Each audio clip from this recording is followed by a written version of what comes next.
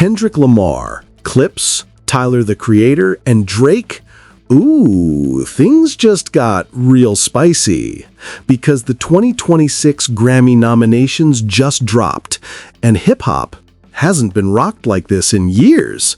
We're talking a full-blown cultural reset, and honestly, Drake's decline has never looked more tragic. So yeah, grab your popcorn and hit that like button because we're going all in. Here's the tea. This year, the heavy hitters finally showed up, and you can see it in the results. The ones really putting in the work, they're turning that grind into legacy-defining moments. Meanwhile, the so-called grind-set rappers, yeah, most of them didn't even make it to the starting line. And for the few who did, looking at you, Drake, well, let's just say the culture's kind of moved on. Buckle up, because this lineup, it's about to shake the entire table. Let's start where it really matters, the Grammys. Kendrick Lamar, the man's on a historic run.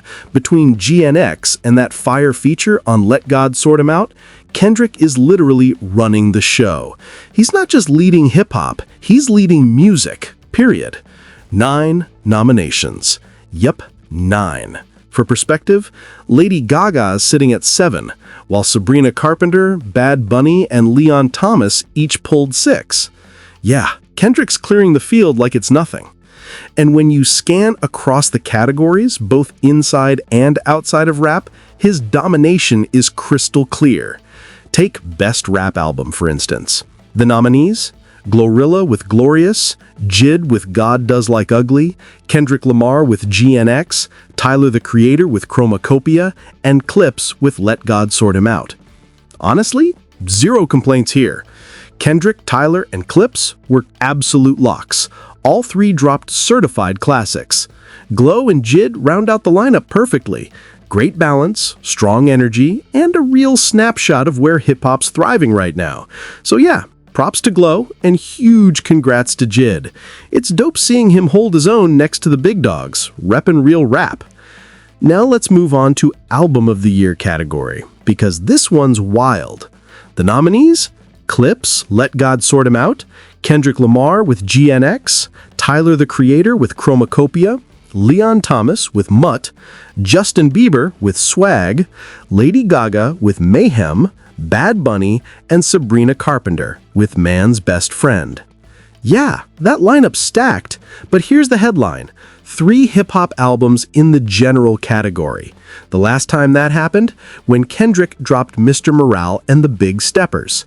So seeing Kendrick, Clips, and Tyler all repping this year, that's huge. We're looking at the real new Big 3. Sure, Leon Thomas had a standout year. Justin Bieber's still a commercial beast, Gaga's Gaga, Bad Bunny is a global force, and Sabrina? She's clearly the industry's new favorite child. But let's be honest, this year belongs to hip-hop. If anyone deserves that golden gramophone, it's Kendrick or Clips. Tyler could easily sneak in and snatch it too. Either way, the message is loud and clear. Rap might finally be reclaiming the throne. Remember, the last time hip-hop won Album of the Year was Outkast in 2004. 22 years later, the crown might finally be coming home. Now, on to Record of the Year. Kendrick's still in the mix with Luther featuring SZA. The rest of the lineup?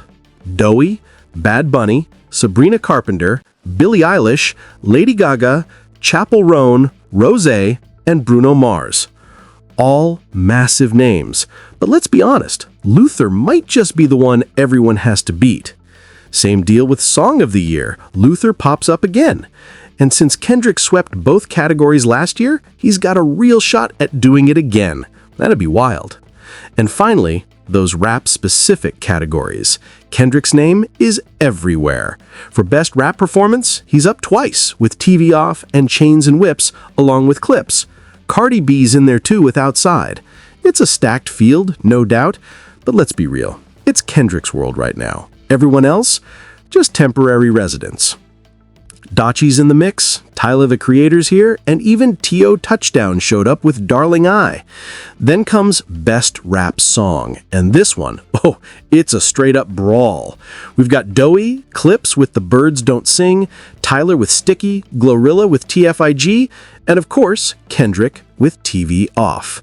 Now that last one could easily take it, but if Kendrick and Clips ended up tying, I wouldn't even be mad. That would be poetic justice. Next up, Best Melodic Rap Performance.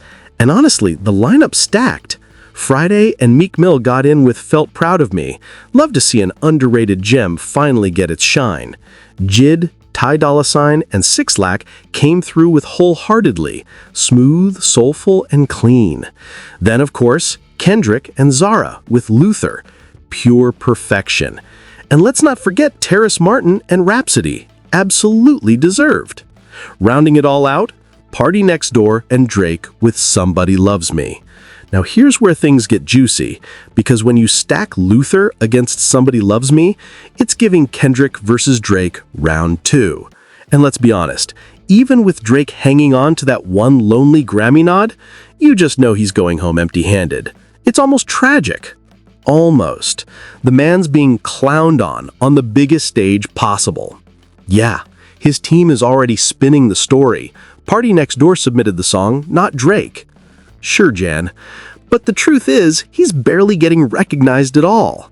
Even in the R&B categories, where did For All the Dogs' Scary Hours land? Nowhere. Not a single mention. Drake tried to ditch hip-hop and slide into R&B, hoping for that shiny Album of the Year moment, but the Academy basically said, nice try. Stay in your lane, Cupcake.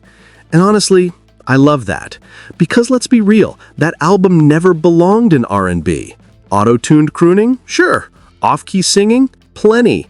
But there's still a ton of rapping. It's just Drake doing everything possible to stay relevant.